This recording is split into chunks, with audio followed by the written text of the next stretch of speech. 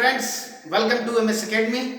तो मैं मुलायम सिंह यादव आज एक नए अध्याय को लेकर उपस्थित हूँ आपके सामने, जिसका नाम है इलेक्ट्रॉनिक्स। आज तक हमने जो पढ़ा था वो सब कुछ इलेक्ट्रिकल था। हमने मोटर पढ़ा, मोटर इलेक्ट्रिसिटी से चलता है और हाई अमाउंट ऑफ पावर उसको चाहिए, यानी कि 220 वोल्ट सिंगल फेस है, तो 3 फेस है तो 440 वोल्ट जो है कि हम अपने को चाहिए वोल्टेज, यानी उसी हिसाब से large amount of power consumption होता है। इलेक्ट्रिकल की बात करते हैं तो मोटर पढ़ा, ट्रांसफार्मर पढ़ा, जनरेटर पढ़ा, ठीक है। ये सब कुछ क्या था? सब कुछ जो है हमारा इलेक्ट्रिकल था। अब हम क्या देखने जा रहे हैं? अब हम लोग इलेक्ट्रॉनिक्स देखने जा रहे हैं। इलेक्ट्रॉनिक्स बोले तो सेमीकंडक्टर्स देखने जा रहे हैं। अब हम काम करेंगे बहुत ही कम वोल्टेज पर, 1.5 volt, 3 volt, 5 volt, 12 volt, maximum to maximum 24 volt, यानी कि बहुत कम लेवल ऑफ वोल्टेज का हम लोग अब ऑपरेशन देखने जा रहे हैं। और मिली अमाउंट ऑफ करंट को देखेंगे। मिली अमाउंट ऑफ करंट जो है कितना milli ampere, 2 milli ampere, 1 milli ampere current अब जो है हम लोग देखेंगे, यानी कि less amount of power consumption होता है इन केस ऑफ इलेक्ट्रॉनिक्स। तो वही मैं देखने जा रहा हूँ। इलेक्ट्रॉनिक्स एक्चुअली बेसिकली क्या है? 12th लेवल तक इलेक्ट्रॉनिक्स आज तक नहीं पढ़ा गया है, इलेक्ट्रिकल पढ़ा गया था। इलेक्ट्रॉनिक्स बिल्कुल ही नया है, तो लेवल ऑफ कंसंट्रेशन आपका बिल्कुल हाई होना चाहिए, so that you can understand the topic. I am beginning the topic from the zero level, एकदम बिल्कुल जीरो लेवल से पढ़ेंगे हम लोग इलेक्ट्रॉनिक्स। इलेक्ट्रॉनिक्स में क्या कवर करने वाला हूं उसको मैंने यहाँ पर लिख रखा है। देखिए, इलेक्ट्रॉनिक्स में हम लोग शुरू करेंगे सेमीकंडक्टर्स से। सेमीकंडक्टर्स बोले तो हम लोग देखेंगे सिलिकॉन और जर्मेनियम क्यों पिक किए जाते हैं, इसका हम लोग केमिस्ट्री पढ़ेंगे। इनका आखिर केमिकल ऐसा ही केमिकली ये लोग क्यों फिट बैठते हैं, सेमीकंडक्टर्स आखिर में यही लोग क्यों पार्टिसिपेट करते हैं। We will try to understand the concept behind it, ठीक है। इस सेमीकंडक्टर्स हम लोग समझेंगे, ठीक है। टाइप ऑफ सेमीकंडक्टर्स देखेंगे हम लोग, इंट्रिंसिक और एक्सट्रिंसिक होते हैं। इंट्रिंसिक किसे बोलते हैं, एक्सट्रिंसिक किसे बोलते हैं। एक्सट्रिंसिक भी आप देखेंगे कि N type crystal, P type crystal, यानी N type of semiconductors, P type. कब एन टाइप बनेगा, कब पी टाइप बनेगा, हम लोग तमाम चीजें जो है डिस्कस करेंगे, उनकी प्रॉपर्टी के बारे में। एन टाइप क्यों बोलते हैं, डोनर कौन है, एक्सेप्टर कौन है, ठीक है। उसके बाद हम लोग एनर्जी बैंड देखेंगे, यानी कि हम लोग कंडक्टर, सेमीकंडक्टर और इंसुलेटर देखेंगे, उनकी कंडक्टिविटी देखेंगे, उनकी रेजिस्टिविटी देखेंगे, और energy gap between the balance band and conduction band. अभी तो कंडक्शन बैंड और बैलेंस बैंड समझना होगा कि आखिर ये कंडक्शन बैंड क्या है, बैलेंस बैंड क्या है। दोनों के बीच की एनर्जी गैप को जो हम फॉरबिडन जोन बोल रहे हैं वो कितनी होती है केस में, in case of conductor, in case of जो है कि इंसुलेटर, और इन केस ऑफ सेमीकंडक्टर्स। ये सारा डिस्कशन हमको करना है। उसके बाद हम लोग आगे बढ़ते हुए होल्स और इलेक्ट्रॉन्स के बारे में देखेंगे। इलेक्ट्रॉन तो आपने सुना था, अब हम लोग क्या करेंगे, होल्स को समझेंगे कि होल्स क्या होता है। इलेक्ट्रॉन्स एंड होल्स कंसेप्ट पर हम लोग फोकस करेंगे, ठीक है। इनके मूवमेंट पे फोकस करेंगे। उस वहीं पर जो है हमारा जो है ड्रिफ्ट वर्ड आएगा, ड्रिफ्ट करंट आएगा और डिफ्यूजन करंट आएगा। तो ड्रिफ्ट करंट, डिफ्यूजन करंट को हम लोग जो है कि संज्ञान में लेंगे, डिस्कशन में लेंगे। उसके बाद डोपिंग समझेंगे। डोपिंग क्या होता है, इंप्योरिटी ऐड करते हैं, उस प्रोसेस को डोपिंग बोलते हैं। तो ट्राइवैलेंट डोपिंग कब करते हैं, पेंटावैलेंट डोपिंग कब करते हैं। ट्राइवैलेंट करने से वो एन टाइप बनता है कि पेंटावैलेंट करने से वो पी टाइप बनता है, कब और कैसे, how and when, we will discuss about that in detail.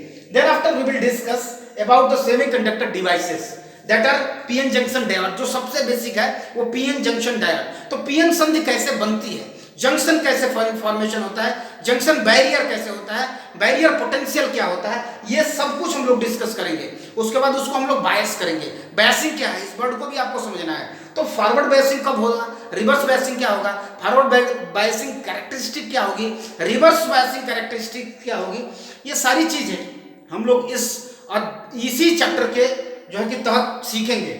उसके बाद हम लोग देखेंगे ट्रांजिस्टर, यानी डायोड के बाद हम लोग ट्रांजिस्टर सीखेंगे। ट्रांजिस्टर क्या होता है, कितने इसमें जो है कि जो है लेग्स होते हैं, एन टाइप, एनपीएन, पीएनपी, सब कुछ डिस्कस में होगा। इसका मोड ऑफ ऑपरेशन देखेंगे, कब ये कट ऑफ जोन में ऑपरेट करेगा, कब ये सेचुरेशन जोन में ऑपरेट करेगा, ठीक है, और कब जाके जो है ये कि हमारा जो है कि एक्टिव मोड में काम करेगा। 3 मोड ऑफ ऑपरेशन होते हैं, सब कुछ मैं बताने वाला हूं आपको, ठीक है। तो कब ये स्विच की तरह काम करेगा, as a switch, on off, on of.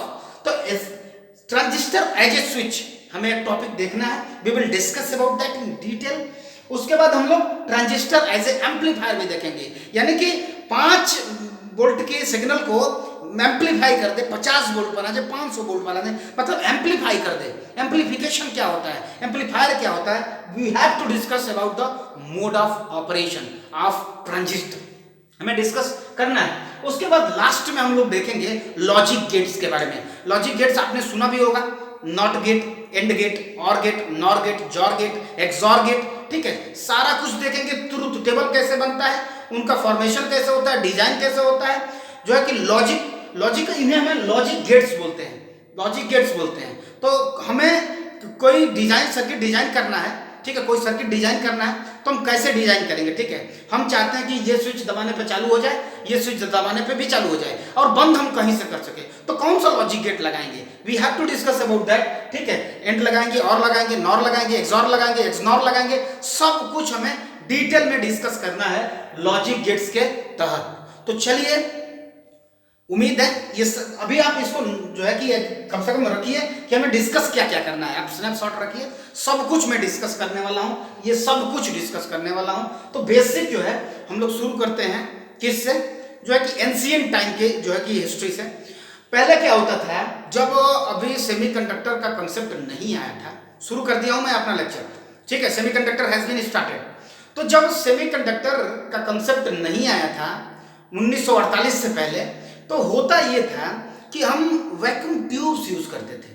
Vacuum tubes में एनोड होता था, एक तरफ से कैथोड होता था, तो कैथोड से एनोड की तरफ जो है इलेक्ट्रॉन फ्लो करता था। वैक्यूम ट्यूब्स होता था, एक्चुअली क्या है वो ट्यूब्स होता था। Hope you are comfortable with it, I am going to wrap it out, ठीक है। मैं इसको जो है हटा रहा हूं, ठीक है, आप इसको नोट करे रखेंगे। एक बात में यहाँ देखिए यही चीज है, अभी हम लोग डिस्कस करेंगे जेनर डायोड। जेनर डायोड का ऑपरेशन देखेंगे, फोटो डायोड, एलईडी, सोलर, ठीक है, सोलर सेल क्या होता है, ये सब डायोड के अंदर, पीएन जंक्शन डायोड के अंतर्गत ये डिस्कस करना था, ठीक है। तो चलिए we will discuss, you don't worry, I know the points which I have to discuss, ठीक है। तो ये सारे पॉइंट्स आप सुनिए। तो 1948 से पहले मैं बता रहा था कि जब अभी सेमीकंडक्टर का कंसेप्ट नहीं आया था, तो होता यह था कि हम लोग यूज करते थे ट्यूब्स को, और ट्यूब्स में वैक्यूम क्रिएट रखते थे, यानी कि उसमें कोई सा भी एयर या गैस नहीं रखते थे। यानी कि कुछ इस प्रकार से, सपोज करिए ये अपना ट्यूब है, ठीक है, ये अपना ट्यूब रहा, तो हम लोग करते थे कि एक तरफ एनोड और एक तरफ कैथोड रखते थे। तो एनोड और कैथोड में होता यह है कि कैथोड नेगेटिव चार्ज है, एनोड पॉजिटिव चार्ज है, तो इलेक्ट्रॉन कैथोड से एनोड की तरफ फ्लो करता था। और आपको पता है करंट किस डायरेक्शन में फ्लो करती है, current flows in the opposite direction of the flow of the current, ये फ्लो ऑफ द इलेक्ट्रॉन, यानी कि इलेक्ट्रॉन यदि कैथोड से एनोड की तरफ जा रहा है तो करंट एनोड से कैथोड की तरफ जाएगी, ठीक है। तो होता था कि इसको हम लोग वैक्यूम रखते थे, वैक्यूम ट्यूब्स, ठीक है, वैक्यूम ट्यूब्स, VACUUM, ठीक है, वैक्यूम ट्यूब्स।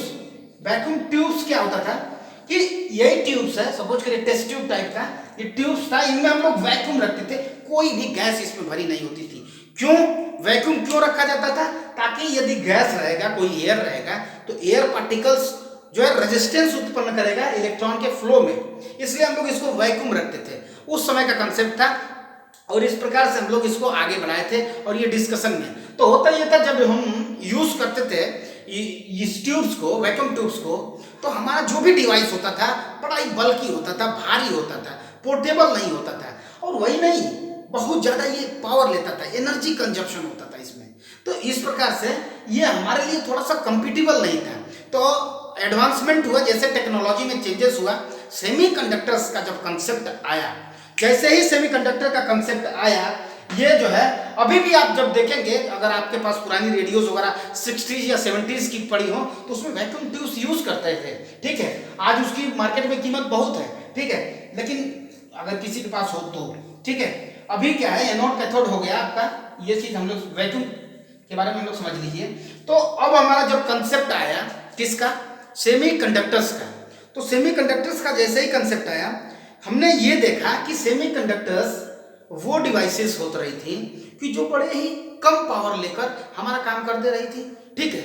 यानी कि अब आसानी से हम चीजों को एक जगह से दूसरे जगह पर ट्रांसमिट कर ले रहे थे। यानी कि हमें 50 मतलब बहुत सारी सर्किट्स को बनाना जो है, बड़े बड़ा बल्कि जो मटेरियल था, बल्कि जो भी डिवाइसेस बल्कि थी, भारी हुआ करती थी। अब टेस्ट ट्यूब लगाएंगे, वैक्यूम ट्यूब्स लगाएंगे तो जगह तो लेगा, बल्कि होगा, भारी होगा, तो अब उसके जगह पे हम लोग चिप्स लगा दिए, आईसी।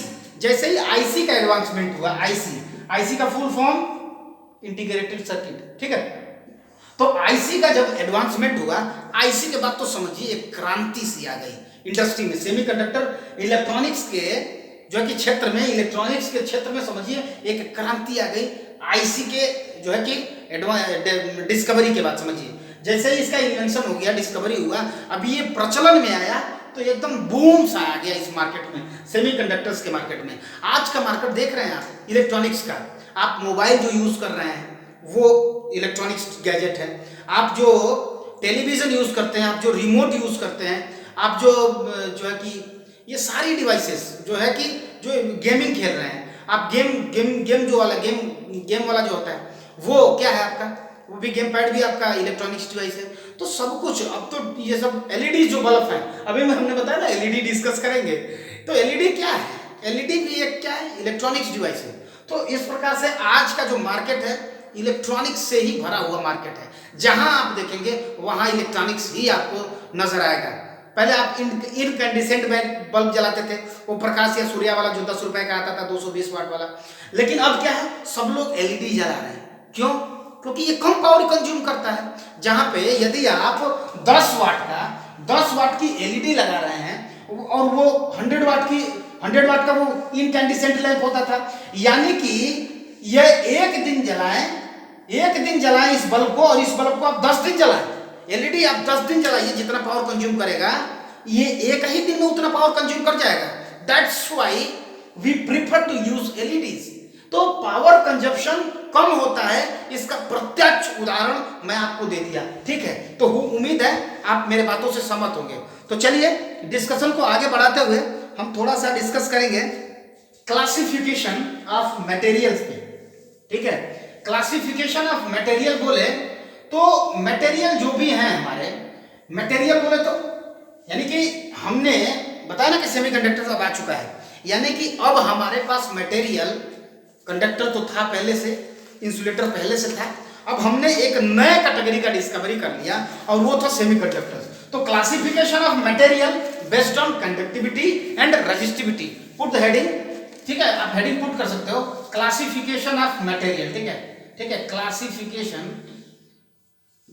क्लासिफिकेशन ऑफ मटेरियल्स, ठीक है, यानी मटेरियल का वर्गीकरण किस आधार पे, बेस्ड ऑन कंडक्टिविटी, ठीक है। हम कंडक्टिविटी और रेजिस्टिविटी, इसे कंडक्टिविटी बोलते हैं, आपको उम्मीद है आप याद रखेंगे, और ये रेजिस्टिविटी है रो, यानी कि कंडक्टिविटी और रेजिस्टिविटी के आधार पे हमने मटेरियल को कितने भागों में बांटा है। तो जी बिल्कुल आपने सही याद किया, इसको हमने 3 भागों में बांट रखा है। कौन कौन सा?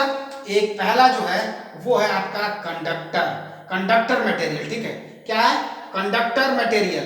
दूसरा क्या है, सेमी कंडक्टर, आ गया ना, पहले कंडक्टर और इंसुलेटर हुआ करता था, अब सेमी कंडक्टर आ गया, ठीक है, सेमी कंडक्टर, ठीक है, कंडक्टर। देखिए एक्चुअली क्या है कि सेमी कंडक्टर कम से कम 1000 बार लिखने को आएगा मुझको, ठीक है, लेकिन मैं सेमी कंडक्टर नहीं लिखते चलूंगा, मैं इसको एससी लिखते चलूंगा। उम्मीद है इस बात को आप फॉलो करेंगे, ठीक है, hope you will follow it. SC मतलब सेमी कंडक्टर, ठीक है, कंडक्टर, सेमी कंडक्टर, और जो थर्ड ऑफ पॉइंट है वो है आपका इंसुलेटर, ठीक है, इंसुलेटर। अब समझिए कि ये सारे क्या होते हैं, कंडक्टर्स क्या है, इंसुलेटर्स क्या है, सेमीकंडक्टर्स क्या है, आपको डिटेल इसका दिया गया है, लेकिन फिर भी एक बार डिस्कशन कर लेते हैं, ठीक है। कंडक्टर्स क्या है? कंडक्टर्स वो मटेरियल होते हैं जिनकी कंडक्टिविटी बहुत हाई होती है, यानी कि इलेक्ट्रिसिटी कंडक्ट ये बड़े ही आसानी के साथ कर लेते हैं, और इनकी जो रजिस्टिविटी होती है वो कम होती है, यानी कंडक्टिविटी ज्यादा है तो रजिस्टिविटी कम है। अब कुछ लोग कंफ्यूजन में होंगे ये कंडक्टिविटी और रजिस्टिविटी क्या होता है, तो इसका डिस्कशन हमने डिटेल किया हुआ था, फिर भी यदि आप चाहें तो मैं एक नजर इस पे भी डाल सकता हूं। यदि आपको याद हो तो R का फॉर्मूला होता है R equal to rho L by A, याद आ रहा है आपको, R equal to rho L by A. तो जो ये रो है इसी को हम रजिस्टिविटी बोलते हैं, ठीक है, रजिस्टिविटी, जो कि इसके डायमेंशन और मतलब लंबाई और चौड़ाई यानी डायमेंशन पे डिपेंड नहीं करता है, ये नेचर ऑफ मटेरियल पर डिपेंड करता है। तो रजिस्टिविटी ये बताता है कि कितना अवरोध है किसी मटेरियल में, वो रजिस्टिविटी बताता है। अब एक काम करते हैं, इसी रजिस्टिविटी का अपोजिट कर देते हैं, यानी कि 1 अगर रो कर दें हम तो क्या मिल जाएगा, 1 जैसे ही करेंगे ये उल्टा हो जाएगा, यानी पहले तो यहाँ से रो को सब्जेक्ट करिए, रो इज इक्वल टू RA/L हो जाएगा, और इसका इनवर्स ले लीजिए तो ये आपको हो जाएगा 1/रो इज इक्वल टू हो जाएगा 1/R इंटू L/A, यानी कि कहें तो ओम इसका हो जाएगा आपको कितना हो जाएगा, ओम मीटर हो जाएगा, ओम मीटर हो जाएगी इसकी यूनिट, किसकी रजिस्टिविटी की, सॉरी रजिस्टिविटी की यूनिट ओम मीटर हो जाएगी, और कंडक्टिविटी की रजिस्टिविटी इसका से कितना है, ये इसको 1/रो को ओम बोलते हैं ना, ओम को हम सीमेंस बोलते हैं, सीमेन पर मीटर, ठीक है, सीमेन पर मीटर हम लोग बोलते हैं इसकी यूनिट। तो उम्मीद है आप यूनिट बहुत जरूर याद रखेंगे। तो यूनिट क्या हो जाएगा रजिस्टिविटी का, रजिस्टिविटी की यूनिट हो जाएगी ओम मीटर, और कंडक्टिविटी की यूनिट हो जाएगी सीमेन पर मीटर, ठीक है। इतना ही जानने को था, इसलिए मैं बताया था। यूनिट बहुत लोग कंफ्यूजन में रहते हैं, तो hope you are comfortable with that, ठीक है। अब आप तो चलिए, यदि मैं कंडक्टर्स की बात किया तो conductors allow the current to flow very easily, यानी कि उसमें रजिस्टिविटी उसका जो है कि इसमें रेजिस्टेंस वैल्यू कम होती है, यानी कि इनकी रजिस्टिविटी बहुत ज्यादा होती है। तो जो रजिस्टिविटी होती है एक्चुअली, वो रजिस्टिविटी इनकी 100 से लेकर जो 10⁸ सीमेन पर मीटर की बात करें तो सीमेन पर मीटर इतनी होती है, सीमेन पर मीटर एक्चुअली सीमेन पर मीटर, ठीक है, सीमेन पर मीटर बोलते हैं उसको। तो 100 से 10⁸ सीमेन पर मीटर क्या होती है, उसकी जो है कि कंडक्टिविटी होती है। तो रेजिस्टिविटी कितनी हो जाएगी, रेजिस्टिविटी कंडक्टिविटी का ठीक उल्टा है, तो कितना हो जाएगा 1/10⁻², यानी कि कितना हो जाएगा 0.001 से लेकर 10⁻⁸, क्या 10⁻⁸, ठीक है, ओम पर मीटर हो जाएगी, ठीक है। ये हो जाएगी आपकी रेजिस्टिविटी। तो आप इसको इन्वर्स कर सकते हैं। अभी मैं यदि इंसुलेटर की बात करूं, इंसुलेटर के केस में क्या होता है कि इंसुलेटर के केस में 10⁻⁸ सीमेन पर मीटर से भी कम हमारी कंडक्टिविटी होती है, यानी कि रेजिस्टिविटी कितनी हो गई, तो 10⁸ से ज्यादा हो गई। कितना गजब, मतलब 10⁸ से भी ज्यादा उसमें रजिस्टिविटी हो गई, ऑफर हो गया, रेजिस्टेंस ऑफर हो गया किसमें। और जो अपना सेमीकंडक्टर है वो कंडक्टर और इंसुलेटर के बीच में इन दोनों प्रॉपर्टीज को रखता है, यानी कि किसको, कंडक्टिविटी को और इसको रेजिस्टिविटी को। तो जो कंडक्टिविटी है इसकी, वो कंडक्टिविटी आपकी 0 से लेकर 10⁻⁻ कितना, 10⁻⁵ सीमेन पर मीटर, ठीक है, सीमेन पर मीटर होती है किसकी, ये कंडक्टिविटी का डाटा दिया हूं मैं, कंडक्टिविटी का सबके लिए। कंडक्टर देखिए, कंडक्टिविटी की डाटा देखिए, कंडक्टिविटी कितनी ज्यादा है, 100 से 10⁸ सीमेन पर मीटर है। अब देखिए सेमीकंडक्टर्स 0 से लेकर 10⁻⁵ यानी 0.00001, ये हो गया 10⁻⁵ की वैल्यू इतनी होती है, और इंसुलेटर की वैल्यू 10⁻⁸ से भी छोटी होती है, यानी कि 0.0000001 से भी कम कंडक्टिविटी होती है किसकी, इंसुलेटर्स की। तो इंसुलेटर्स अलाउ ही नहीं करते हैं करंट को फ्लो करने के लिए, और कंडक्टर्स बड़े जल्दी अलाउ कर देते हैं करंट को फ्लो करने के लिए। और जो सेमीकंडक्टर्स हैं इन दोनों के बीच के होते हैं, यानी कि ये कुछ अमाउंट ऑफ इलेक्ट्रॉन को अलाउ करते हैं फ्लो करने के लिए करंट के। ऐसा क्यों होता है, कब होता है, उसको देखते हैं अभी, ठीक है। तो कैसे होगा, चलिए उसको थोड़ा सा डिस्कस करते हैं, नेक्स्ट पेज की तरफ अपने को आगे बढ़ाते हैं, ठीक है। तो देखते हैं कि हम क्या देखेंगे कि जो एक कंसेप्ट आता है कि एनर्जी बैंड का, तो आप हेडिंग लिख सकते हैं एनर्जी बैंड, लेकिन उससे पहले एक पॉइंट समझ लीजिए। पॉइंट क्या समझना है कि जो अपने सेमीकंडक्टर है, सेमीकंडक्टर एक्चुअली हम दो प्रकार का होता है, या तो सेमीकंडक्टर एलिमेंट के रूप में होगा, तो उसको हम लोग बोलते हैं एलिमेंटल सेमीकंडक्टर। क्या बोलते हैं उसको, एलिमेंटल सेमीकंडक्टर्स, यानी कि जो एलिमेंट के रूप में सेमीकंडक्टर है उसको हम एलिमेंटल सेमीकंडक्टर।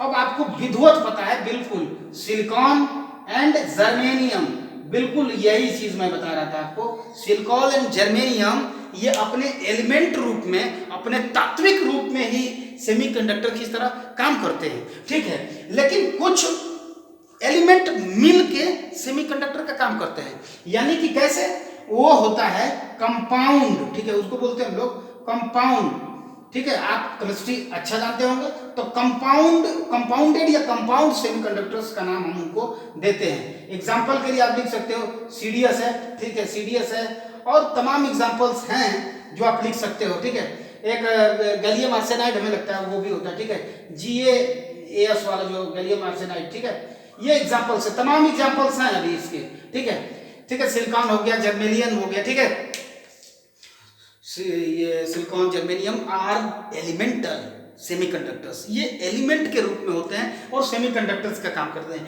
ये कंपाउंड है, देखिए सीडीएस ये कंपाउंड है, गैलियम आर्सेनाइड जैसे जीएस अलग एलिमेंट है, एएस अलग एलिमेंट है, यहाँ देखिए सीडी अलग एलिमेंट है, सल्फर अलग एलिमेंट है, इजंट इट। तो जब ये मिल के काम करते हैं सेमीकंडक्टर का, तो इसे हम लोग कंपाउंड सेमीकंडक्टर बोलते हैं। जब इंडिविजुअल कोई एलिमेंट एक सेमीकंडक्टर का रोल प्ले करे तो उसे एलिमेंटल सेमीकंडक्टर बोलते हैं। तो चलिए अब हम डिस्कस करेंगे थोड़ा सा एनर्जी बैंड का, और एनर्जी बैंड के तरफ हम डिस्कस करने से पहले आइए थोड़ा सा केमिस्ट्री सीखते हैं, और आपको केमिस्ट्री का थोड़ा सा मैं पार्ट बताता हूँ केमिस्ट्री का, और एनर्जी बैंड का डिस्कशन यदि टाइम मिलेगा तो हम लोग करेंगे आज ही, तो ठीक है। आइए केमिस्ट्री समझते हैं, सिलिकॉन और जर्मेनियम की केमिस्ट्री सीखते हैं, ठीक है। सिलिकॉन और जर्मेनियम, क्योंकि एक्चुअली पूरे throughout the chapter, throughout the session of electronics we have to deal with the silicon and germanium only. तो इनकी केमिस्ट्री तो जानना ही है ना। यदि आप एटॉमिक नंबर की बात करें, इसका एटॉमिक नंबर 14 होता है और इसका एटॉमिक नंबर क्या होता है 32। अब बाउ प्रिंसिपल के अकॉर्डिंग आपको मुझसे बेहतर पता होगा कि इसका इलेक्ट्रॉनिक विन्यास कैसे करते हैं, इलेक्ट्रॉनिक क्या बोलते हैं उसको, कॉन्फ़िगरेशन कैसे करते हैं, ठीक है, इलेक्ट्रॉनिक कॉन्फ़िगरेशन कैसे करते हैं। तो यदि आपको याद हो तो इसका इलेक्ट्रॉनिक कॉन्फ़िगरेशन करते हैं 1s2 2s2 2p6 3s2 and 3p2। देख लीजिए आप, 2 2 4 6 10 2 12 2 14 इलेक्ट्रॉन को 3 सेल्स में, एक सेल दो सेल यानी L जो भी है आपका K L और M, यदि आप K L M जानते हो, 1 2 3 जानते हैं तो 1, ये रहा 1, इतना 1 है, ये रहा आपका 2, और यहाँ से तीसरा सेल, यानी 3 सेल्स हैं, और पहले सेल में एक सब सेल यस है, दूसरे में यस और P 2 सब सेल्स हैं, और तीसरे में भी 2 सब सेल्स हैं यस और P। तो S P D F ये सब सेल्स होते हैं। 1 2 3 4 जो होता है वो आपका सेल का जो है डिनोट करता है। यदि इसके क्लासिफिकेशन और इसका हम इलेक्ट्रॉनिक विन्यास करें तो क्या मिलेगा, 1s2 2s2 2p6 3s2 3p6 4s2 और 3d10, ठीक है, 3d10, और क्या हो जाएगा, 4p2 हो जाएगा। मुझे याद है, आपको भी याद होना चाहिए। देखिए कैसे, 1s2 2 2 4 6 10 2 12 6 18 2 20 10 30 2 32, इजंट इट। यानी कि जर्मेनियम 32 जिसका एटॉमिक नंबर है, उन 32 इलेक्ट्रॉन किसी अपने सेल में, अपने कक्ष में किस तरह से हैं उसको हमने बताया।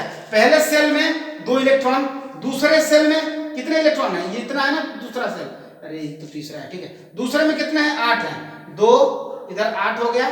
अब तीसरा में देखिए, यहां से 2s ये 2p और 3d पूरा है, यानी 2 2 4 और ये 10 हो गया, 10 4 14 हो गया, यानी तीसरे में 14 है, और चौथे में कितने हैं 4d2 और ये 4p2, यानी 4s2 4p, यानी 4 इलेक्ट्रॉन।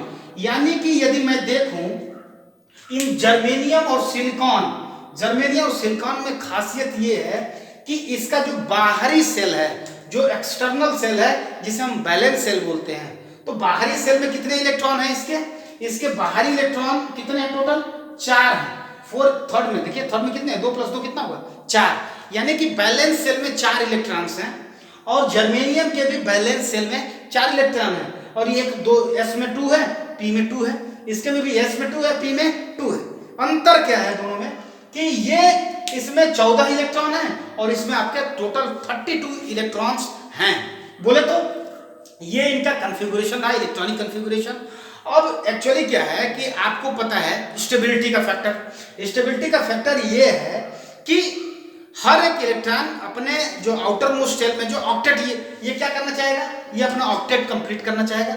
ये चाहेगा कि हमारे बाहरी सेल में कितने हो जाएं, 8 इलेक्ट्रॉन हो जाएं। थोड़ा सा केमिस्ट्री की तरफ मैं डिस्कशन कर रहा हूं क्योंकि बिल्कुल बेसिक से शुरू किया हूं, ठीक है। 8 इलेक्ट्रॉन हो जाए, मैं इसको मिटा दूं, ठीक है, तो 8 इलेक्ट्रॉन हो जाए, तो ये जो 4 इलेक्ट्रॉन है ये करते क्या है कि अन्य दूसरे सिलिकॉन से अपना बाइंडिंग बना लेते हैं। बाइंडिंग बनाए तो एक सिलिकॉन दूसरे सिलिकॉन से या एक जर्मेनियम अन्य 4 जर्मेनियम के साथ, एक सिलिकॉन देखिए, एक दूसरा सिलिकॉन है, ठीक है, ये दूसरा सिलिकॉन, ये आपका तीसरा सिलिकॉन रहा, ये चौथा सिलिकॉन है और ये 5वां सिलिकॉन, ठीक है।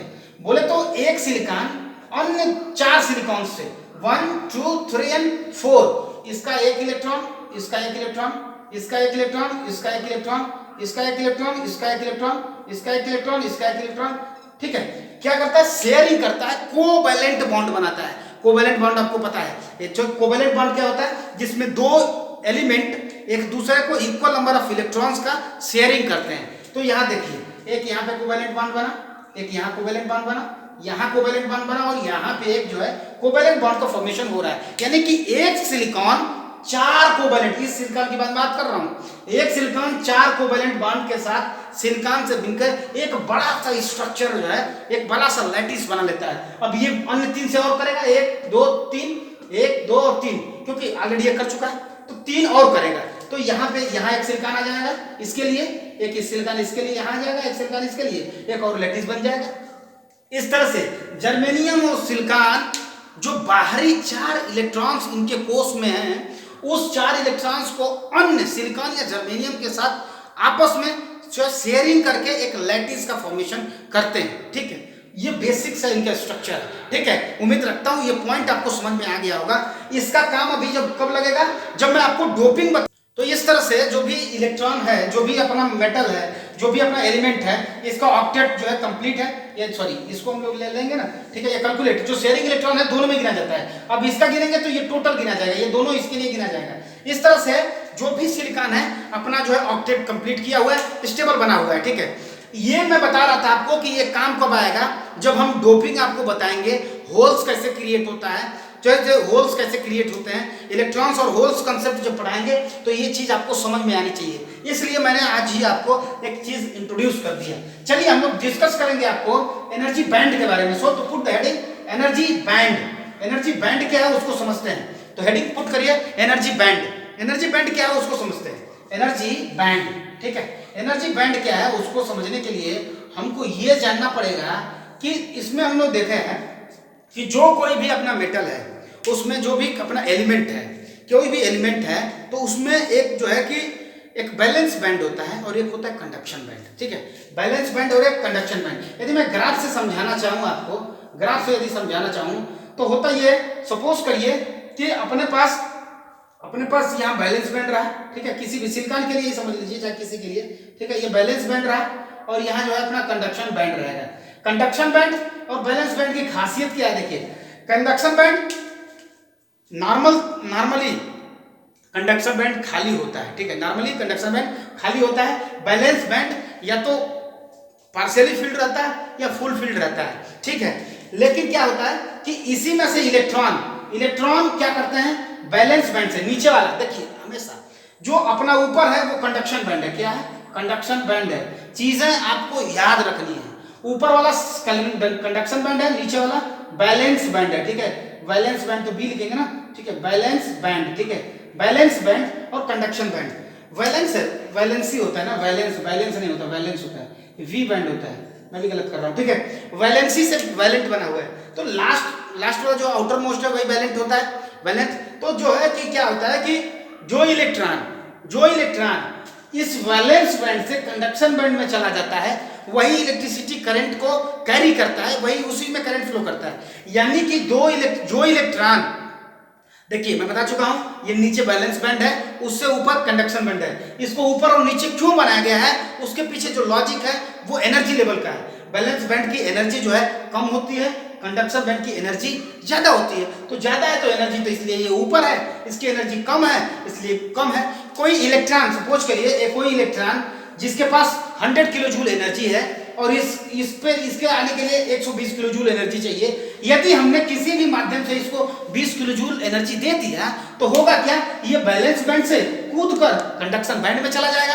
यानी बैलेंस बैंड से जैसे ही वो कंडक्शन बैंड में गया, अब वो करंट को कैरी कर सकता है। तो बैलेंस बैंड और कंडक्शन बैंड, ठीक है।